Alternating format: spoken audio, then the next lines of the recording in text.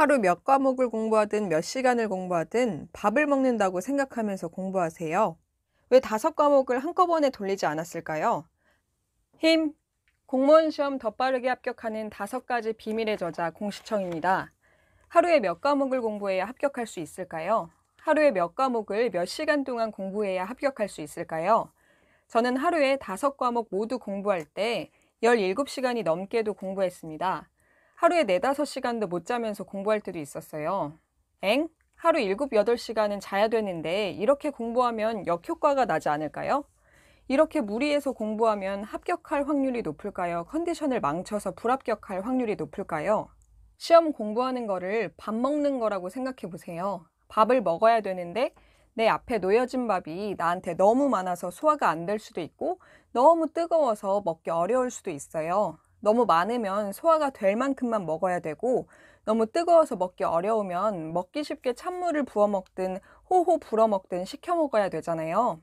제 책에 써놓은 것처럼 공부 방법이나 전략들은 목적과 효과에 따라서 적용해야 됩니다. 누구한테 맞게? 공부를 하고 있는 나한테 맞게.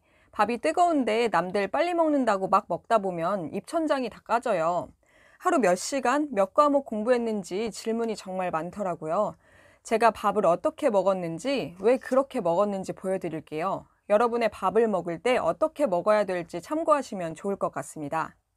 시간을 보여드릴게요. 보통 9시부터 공부한다고 하면 9시부터 10시까지 공부했을 때 1시간, 10시부터 11시까지 공부했을 때 2시간, 그리고 12시에 점심 먹고 6시에 저녁 먹는 시간을 제외하면 밤 12시까지 꼬박 공부해야만 하루 공부 시간 13시간이 나옵니다. 아침 9시부터 밤 12시까지 공부하는데 13시간밖에 공부하지 못한다니 너무 짧죠. 그래서 저는 점심과 저녁 먹는 시간을 30분으로 줄였습니다. 저는 공부 초반 1월 초에서 2월 중순에 기본서 인강을 들었어요.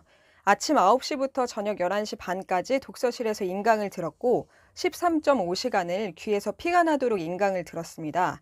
인강을 들을 때는 국어, 영어, 한국사, 사회 4과목부터 들었고 사회 인강이 끝난 후에는 행정법 인강을 듣기 시작했습니다. 단기 합격 수기들을 찾아보니까 사회는 문제풀이가 훨씬 중요해서 압축 인강을 빠르게 듣고 문제를 풀어보는 게 도움이 된다고 했기 때문이죠. 저도 이 전략이 효과가 있었습니다.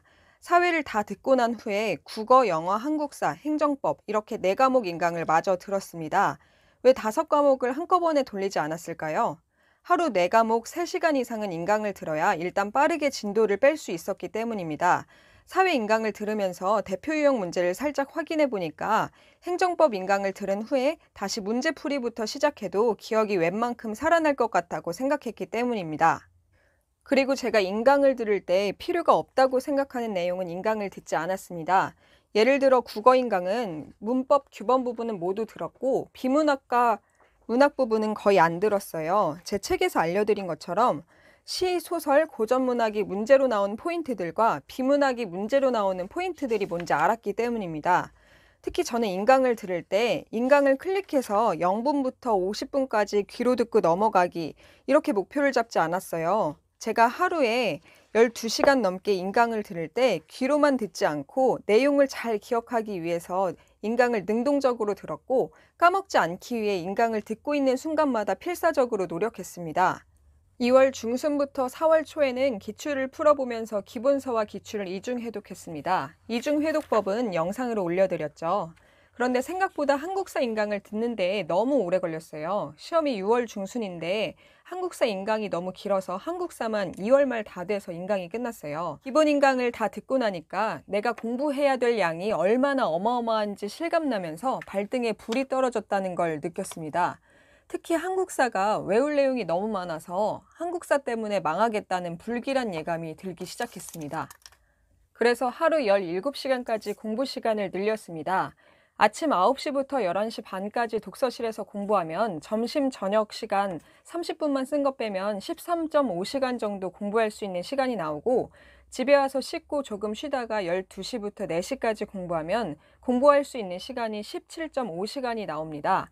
그런데 이건 사실 책상에 앉아 있을 수 있는 시간만 17.5시간이었고 저는 밥을 먹을 때도 세수를 할 때도 이동할 때도 항상 이어폰으로 압축 인강을 듣거나 어플로 뭘 외우거나 했어요. 진짜 지독하게 공부했습니다. 여러분, 저는 입천장이 까지도록 밥을 무리하면서 먹은 거예요. 왜? 이렇게 안 삼키면 도저히 6월 중순 시험까지 기출을 여러 번 돌리고 모의고사를 풀 수 있는 각이 나오지 않았기 때문이죠. 저한테 시간이 1년 남았으면 절대 이렇게 안 했을 거예요. 인강을 다 듣고 난 뒤부터는 5과목을 하루에 모두 공부했어요. 왜? 저는 끈끈하게 암기하기 전략을 사용했기 때문이에요. 내용을 보지 않는 공백 시간이 생기면 애써 외운 것들을 너무 쉽게 까먹어버리기 때문입니다.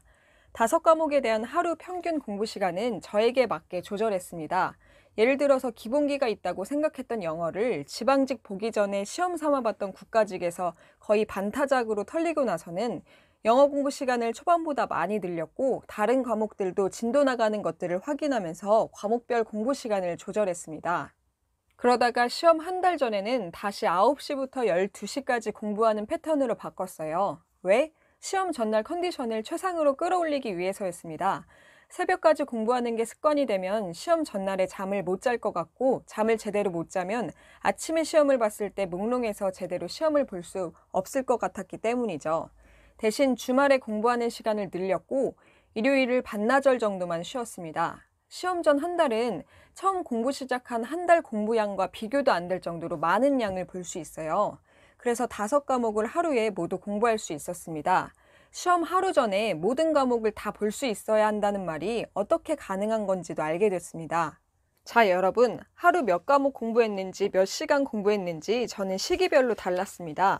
각 과목별 공부 시간은 진도나 저의 상태에 따라서도 다르게 적용됐습니다. 중요한 것은 내 앞에 있는 밥을 최대한 잘 소화시킬 수 있게 먹는 거라고 생각해요. 여러분이 남은 시간에 따라 여러분의 상태에 따라 다르게 적용되겠죠.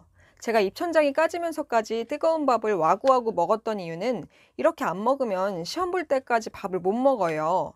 그렇다고 내년 시험을 기약하기엔 시간이 너무 아까워서 그랬습니다. 자신에게 맞게 자신의 방법에 따른 효과를 생각하면서 가장 효율적으로 밥을 드셨으면 좋겠습니다. 힘!